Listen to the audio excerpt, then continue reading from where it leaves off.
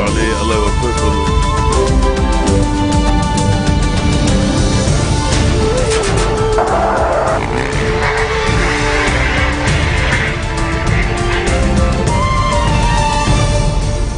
Bonjour à tous et merci de nous rejoindre sur Futur TV pour cette nouvelle édition de la rédaction.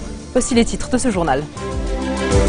Nabi Berri convoque les députés à une séance parlementaire mardi prochain pour débattre du projet de loi sur la grille des salaires. Les commissions parlementaires mixtes l'ont entériné hier soir au terme de plusieurs séances de discussion. L'armée libanaise encercle le quartier Al-Shawarneh à Baalbek dans le cadre de son plan de sécurité dans la Bekaa, lancé il y a 3 jours. Objectif, procéder à des perquisitions et arrêter des suspects. En Syrie, Alep est le théâtre des plus violents affrontements depuis le début des batailles entre rebelles et forces du régime. L'armée de l'air pilonne à l'artillerie lourde le quartier de Laïramouneh et ses environs. Et à suivre également dans ce journal, Washington refuse d'accorder un visa à l'ambassadeur iranien à l'ONU. Hamid Abu-Talebi est accusé d'avoir participé en 1979 à la prise de l'ambassade des États-Unis à Téhéran. Michel Sleiman a reçu ce samedi au palais de Barabda une délégation de l'Association des banques du Liban, présidée par François Bassil. Objectif de cette réunion, s'enquérir de la position des banques concernant le dossier de la grille des salaires. Bassil a remis au chef de l'État un mémorandum qui comprend les risques que pourrait encourir le secteur économique si certains articles relatifs au financement de la grille sont adoptés. Et justement, Nabi Berri a convoqué les députés à une séance parlementaire mardi prochain pour débattre du projet de loi sur la grille des salaires. Hier soir, les commissions parlementaires mixtes ont entériné ce projet et doivent désormais le transmettre à l'Assemblée. À l'issue de la réunion, le président de la commission parlementaire des finances, Ibrahim Genran, a tenu à rappeler que le pouvoir des commissions mixtes est préparatoire et non décisionnel. Il a souligné que certains articles ont été approuvés par la majorité des membres, tandis que d'autres continuent d'être des points de désaccord. L'armée poursuit ce samedi l'application de son plan de sécurité dans la Bekaa au 3e jour de sa campagne. Des soldats ont réussi à encercler le quartier Al-Shawarneh à Baalbek en prévision d'une opération de perquisition. Au moins 2 personnes ont été arrêtées, parmi lesquelles le chef d'un gang de vol de voitures et d'enlèvement. Et puis le plan de sécurité se poursuit également à Tripoli, où le porte-parole du PAD, le Parti arabe démocratique, Abdellatif Saleh, a été arrêté par les services de renseignement de l'armée libanaise. Il a été relâché quelques heures plus tard après avoir été interrogé. Le commissaire du gouvernement, près le tribunal militaire, a par ailleurs engagé des poursuites contre 11 personnes du quartier de Bab et-Tebene pour formation d'un groupe armé. Elles sont accusées d'atteinte à l'État, de tir contre les forces de sécurité et d'incitation à la discorde confessionnelle. Samir Jarjah affirme qu'il n'est pas pour l'instant le candidat du 14 mars à la présidence. Dans des propos à une radio algérienne, le chef des forces libanaises a dit espérer que l'Alliance se réunira bientôt pour discuter de sa candidature et éventuellement l'adopter. Il a souligné qu'il est le chef d'un parti doté d'un programme politique clair et que, comme tout parti, son ambition est de faire parvenir ce programme au pouvoir pour l'exécuter. Les forces libanaises sont le plus grand parti chrétien au sein de la coalition du 14 mars. Samir Jarjah a par ailleurs assuré que le chef du courant du futur, Saad Hariri, soutient sa candidature même s'il ne l'a pas encore affichée publiquement. Le journaliste et écrivain britannique Patrick Seale est décédé vendredi à Londres à l'âge de 83 ans après un combat contre la maladie. L'été dernier, ce spécialiste du Moyen-Orient avait appris qu'il souffrait d'une tumeur au cerveau.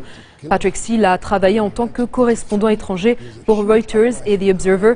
Il est l'auteur notamment de Riyad Salah, la lutte pour l'indépendance arabe, et les Assad de Syrie, la lutte pour le Moyen-Orient. Son travail a été salué par certains, décrié par d'autres.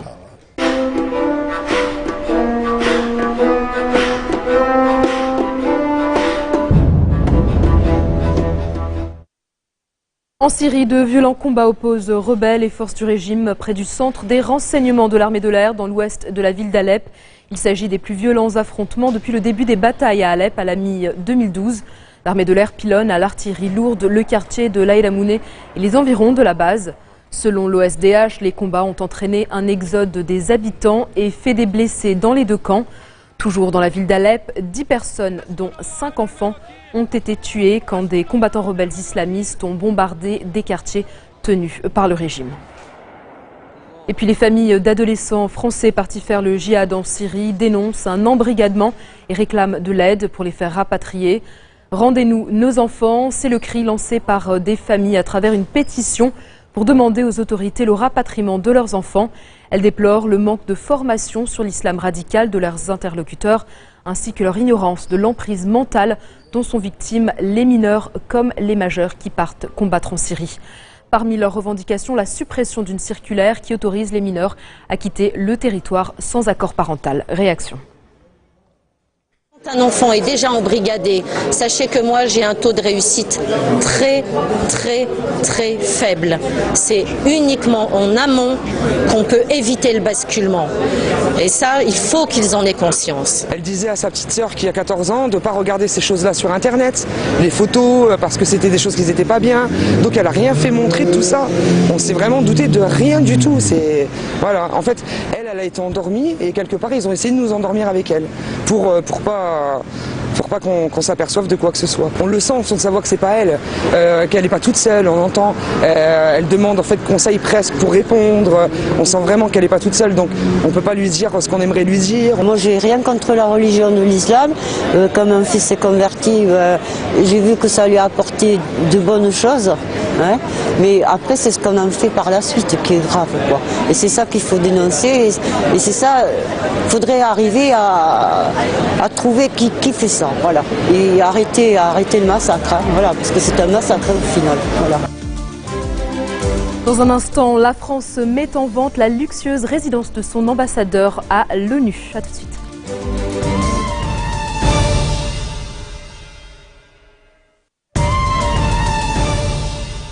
Retour sur le plateau de l'info de Futur TV. L'Iran maintient son choix de son futur ambassadeur aux Nations Unies, malgré le veto des États-Unis.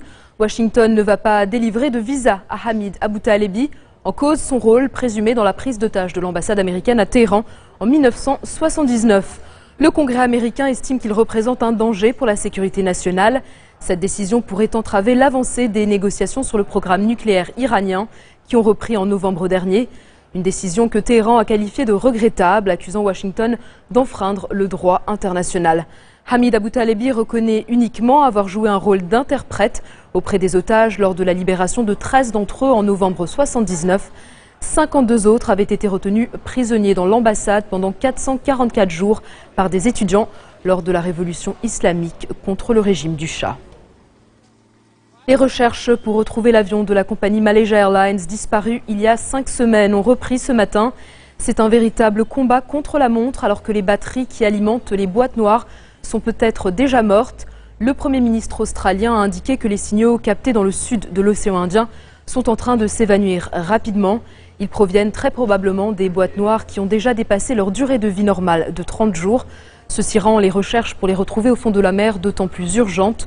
4 signaux sonores ont été détectés ces derniers jours dans la zone de recherche par un appareil de la marine américaine embarqué sur le navire australien Ocean Shield. Relan de guerre froide entre Washington et Moscou à propos de l'Ukraine. John Kerry et Sergei Lavrov vont se retrouver le 17 avril à Genève avec Catherine Ashton et le ministre ukrainien des Affaires étrangères pour tenter de trouver une issue à la crise. En attendant, les menaces fusent. Le G7 s'est dit prêt à accentuer les sanctions contre la Russie si Moscou attise les tensions en Ukraine. Vladimir Poutine, de son côté, s'est engagé à protéger à tout prix les populations russes de l'ex-URSS. Selon l'OTAN, 400 000 hommes seraient massés à la frontière avec l'Ukraine. Mais le chef du Kremlin préfère pour l'instant faire du chantage à l'énergie en menaçant de couper le robinet du gaz, de quoi étrangler l'Ukraine et priver les Européens d'une partie de leur approvisionnement. Face à l'afflux de réfugiés, l'Italie a besoin d'une aide de l'Union européenne. C'est ce qu'a indiqué le Haut Commissariat des Nations Unies pour les réfugiés, qui estime que l'UE doit aider le pays à se doter d'un plus grand nombre de centres d'accueil et d'hébergement et à trouver des solutions durables pour les demandeurs d'asile.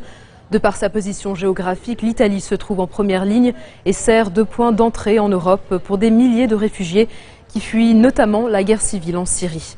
Ces 4 derniers jours, la marine italienne a porté secours à 6 000 clandestins qui ont entrepris la traversée de la Méditerranée à bord d'embarcations de fortune.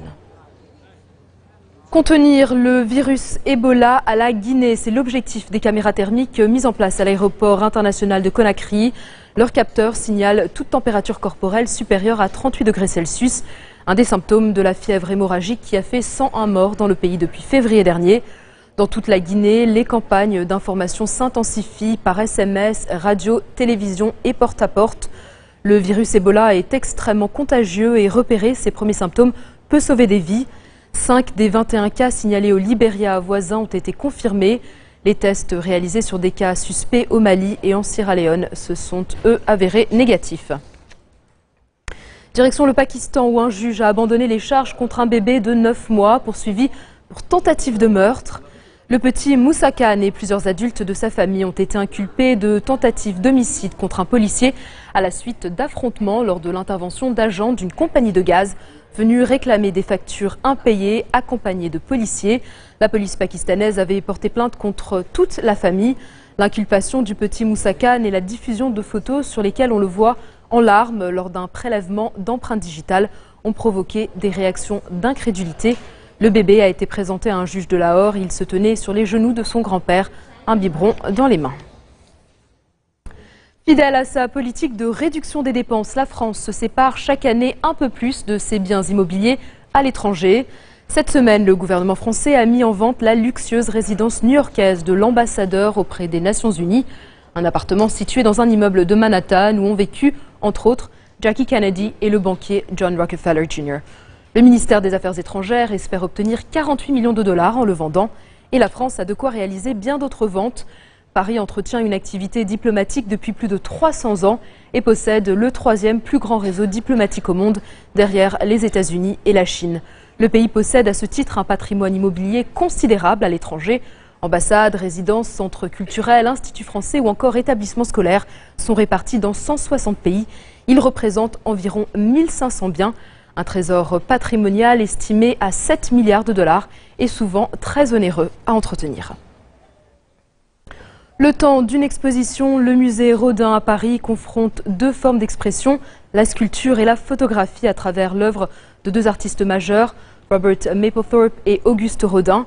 Au rendez-vous, une exposition riche de 50 sculptures de Rodin et d'un ensemble de 200 photographies signées Mapplethorpe. 7 thèmes ont ainsi été retenus par les commissaires pour servir de fil rouge aux rapprochements qui sont à la fois formels, thématiques et esthétiques. Mouvement et tension, noir et blanc, ombre et lumière, érotisme et damnation sont quelques-unes de ces grandes problématiques qui traversent l'œuvre de ces deux créateurs. L'occasion pour tous de renouveler son regard sur la photographie comme sur la sculpture. Quand on pense à Mapplethorpe, on pense à New York, les années 1980, la photographie. Et quand on pense à Rodin, on pense 19e siècle, sculpture et Paris. Nous les avons mis ensemble puisque tous les deux ont été des passionnés du corps humain. Tous les deux l'ont traduit, l'un en photographie, l'autre en sculpture. Et il s'avère qu'ils ont développé un vocabulaire commun et qu'il a été intéressant tout d'un coup de les mettre, de les confronter, ou plutôt de créer un dialogue entre les deux artistes. Tous les deux sont obsédés par le corps humain, mais tous les deux sont obsédés aussi par la beauté, mais ils ne la trouvent pas au même endroit, si je puis dire. C'est-à-dire que Mapplethorpe est un photographe qui est obsédé par la symétrie, par la géométrie. Il maîtrise absolument tout, les lumières. Enfin, rien n'est improvisé dans ses tirages. Il y a quelque chose d'extrêmement construit, parfois un peu froid. Et avec Rodin, on est exactement à l'opposé. C'est-à-dire qu'il y a quelque chose d'immédiatement très sensuel. D'abord, c'est un modeleur, il travaille la terre et il joue avec les accidents. C'est une exposition à découvrir au musée Rodin jusqu'au 21 septembre. Fin de ce journal, tout de suite le rappel des titres qui ont marqué l'actualité de cette journée. Nabih Berri convoque les députés à une séance parlementaire mardi prochain pour débattre du projet de loi sur la grille des salaires. Les commissions parlementaires mixtes l'ont entériné hier soir au terme de plusieurs séances de discussion. L'armée libanaise encercle le quartier Al-Shawarneh à Baalbek dans le cadre de son plan de sécurité dans la Bekaa, lancé il y a 3 jours. Objectif, procéder à des perquisitions et arrêter des suspects. En Syrie, Alep est le théâtre des plus violents affrontements depuis le début des batailles entre rebelles et forces du régime. L'armée de l'air pilonne à l'artillerie lourde le quartier de l'Aïramouneh et ses environs. Et puis Washington refuse d'accorder un visa à l'ambassadeur iranien à l'ONU. Hamid Abou-Talebi est accusé d'avoir participé en 1979 à la prise de l'ambassade des États-Unis à Téhéran. Merci de votre attention. Retrouvez-nous tous les jours à 16h40 heure de Beyrouth. Vous pouvez également nous suivre en ligne sur notre site web ou en téléchargeant notre application mobile. Vous retrouverez Serge Berberi à la barre du prochain JT. Excellente soirée à tous et à toutes.